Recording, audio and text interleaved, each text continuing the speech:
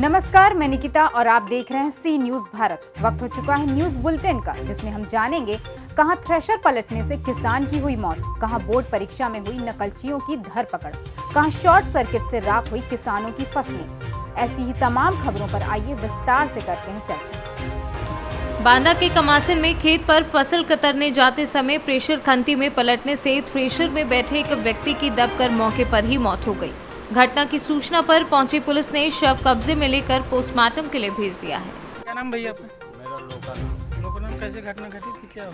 घटना ऐसे घटी है कि जहाँ ये चक्रोड़ आ गया, इस चक्रोड़ से जहाँ उतारे तहाँ कहें कि हमें उतार, तो कहीं तैयार बैठे रहो तो कुछ नहीं होगा। फिर आगे पहुँचे हैं अपने खेत के पास, तो वहाँ रास्ता कहें रोकें कि यार हम दादी खेते के हटा देते खिता ले। अरे कहाँ बैठो यार, कुछ नहीं हो।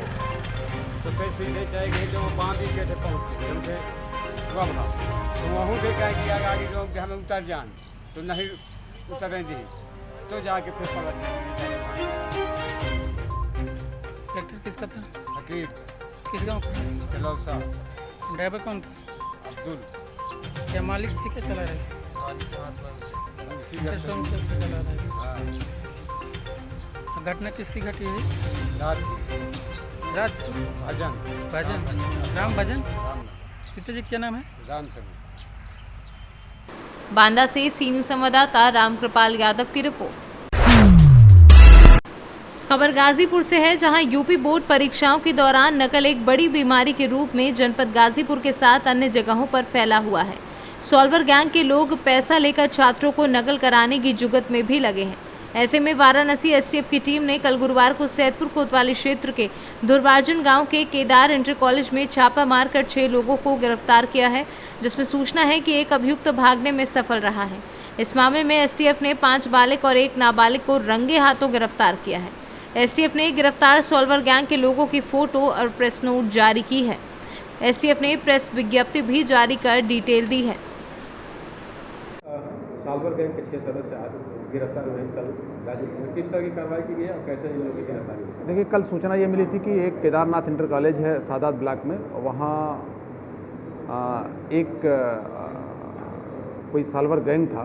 वो बाहर किसी पंचायत भवन में बैठ करके कापियाँ लिखने की शिकायत मिली थी। उसमें एसटीएफ भी थी, हमारी लोकल पुलिस भी थी, हमारे लोकल मजिस्ट्रेट्स भी थे, पहुँचे थे, डीआईओज भी पहुँचे थे, और वो सब पकड़े गए हैं और उनके खिलाफ मुकदमे कायम हुए हैं और जेल भेजे गए हैं। और हम उनके खिलाफ और भी अगले चरणों में कड़ी कार्रवाइयाँ कर रहे हैं और शासन को भी इस बारे में हम अवगत करा रहे हैं। लगातार सर इस तरह के सॉल्वर गैंग की सूचनाएं मिलती रहती हैं। जिला प्रशासन किस तरह की कार्रवाई, किस तरह? देखिए, जब से परीक्षा प्रारंभ हुई है हाई स्कूल और इंटरमीडिएट की यूपी बोर्ड की, हमारा प्रयास है कि जनपद में नकल विहीन और शांतिपूर्वक परीक्षा संपन्न हो। फिर भी अगर छिटपुट कहीं कोई घटनाएँ संज्ञान में आती हैं तो उसमें हम लोग कड़ी से कड़ी कार्रवाई करने के लिए अग्रसर हैं। गाजीपुर से सी न्यूज संवाददाता हसन खान की रिपोर्ट।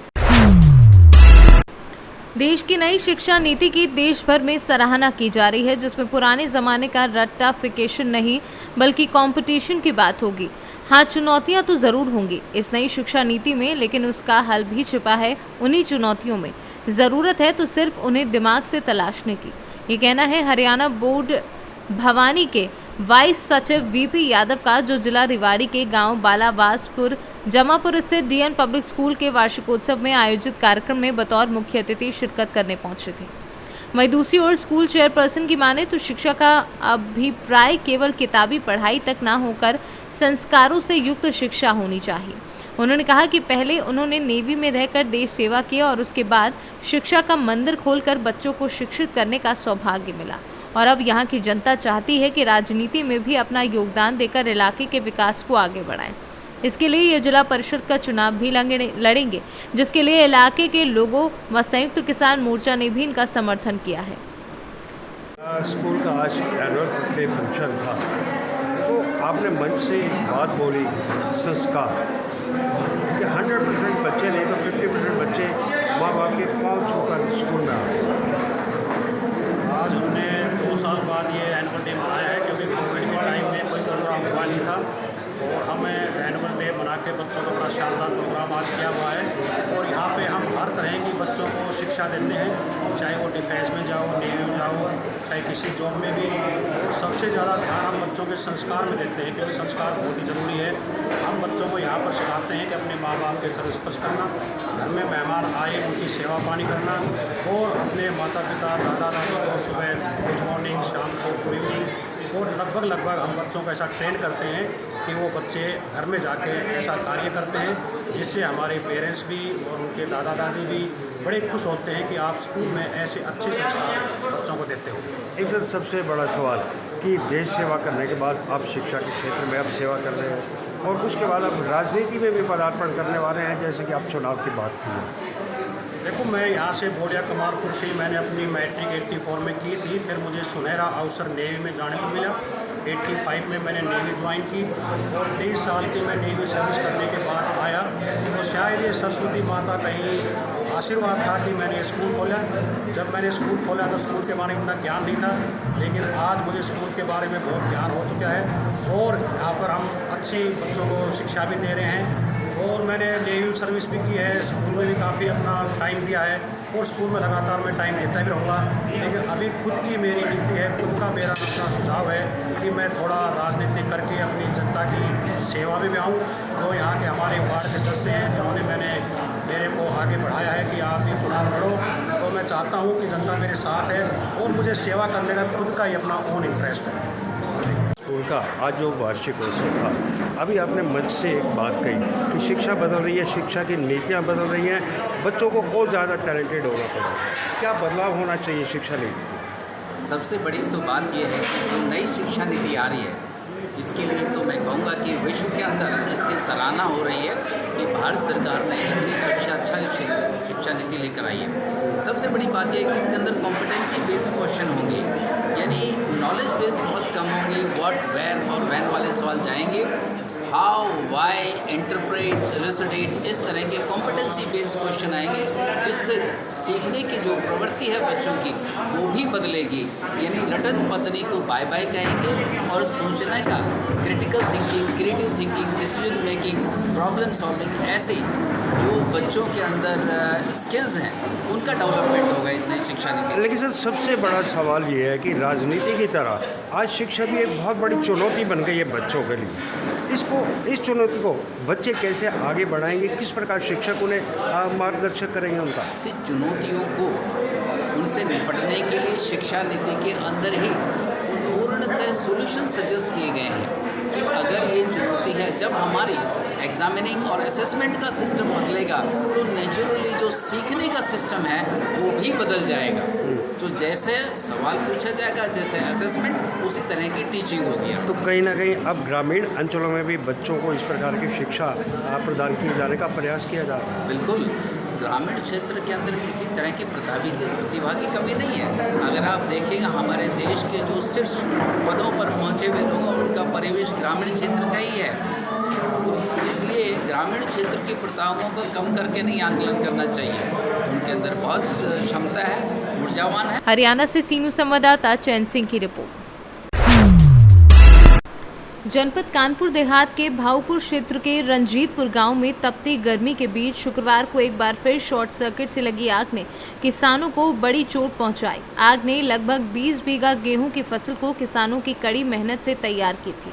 आग ने 20 बीघा गेहूं की फसल को खेत में ही राख कर दिया। वहीं आग ने खेतों को अपनी आगोश में लेकर पूरी तरह से किसानों की मेहनत से कमाई हुई फसल को पल भर में ही ढेर कर दिया।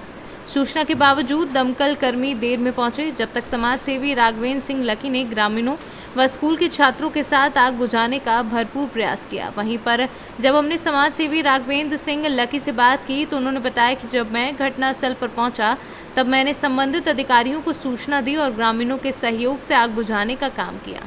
वहीं सबसे बड़ी बात उन्होंने कही कि बिजली विभाग की लापरवाही से लगभग 10 किसानों की 20 बीघे की फसल जलकर राख हुई है और उन्होंने अपील की है कि मेथा ब्लॉक में दमकल फायर स्टेशन होना हमारे क्षेत्र में अति आवश्यक है, क्योंकि आज अगर अग्निशमन की गाड़ियां मौके पर आ जाती तो शायद किसान की फसल बर्बाद ना होती। क्या नाम है? राघवेंद्र सिंह लकी। क्या मामला हुआ आज भावपुर रंजीतपुर गाँव?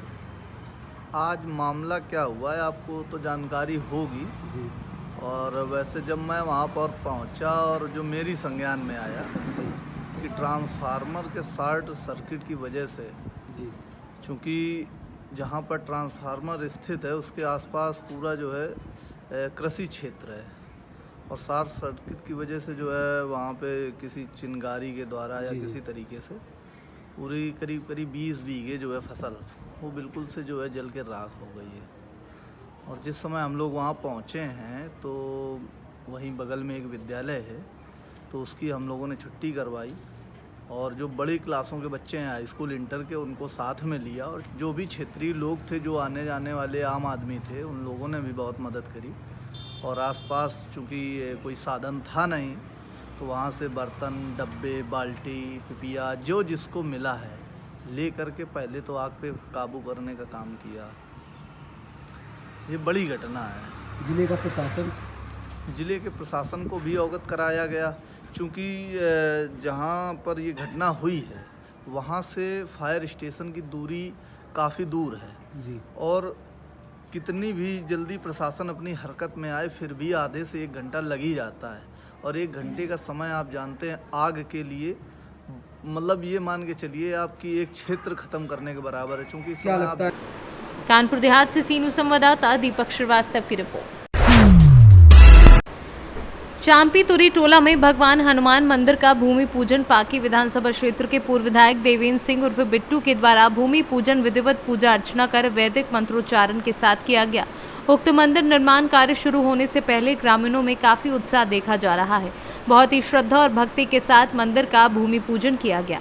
भूमि पूजन कार्यक्रम में उपस्थित लोगों को संबोधित करते हुए श्री सिंह ने कहा कि राम भक्त हनुमान जी का मंदिर बनने से आसपास में काफी खुशी का माहौल देखा जा रहा है।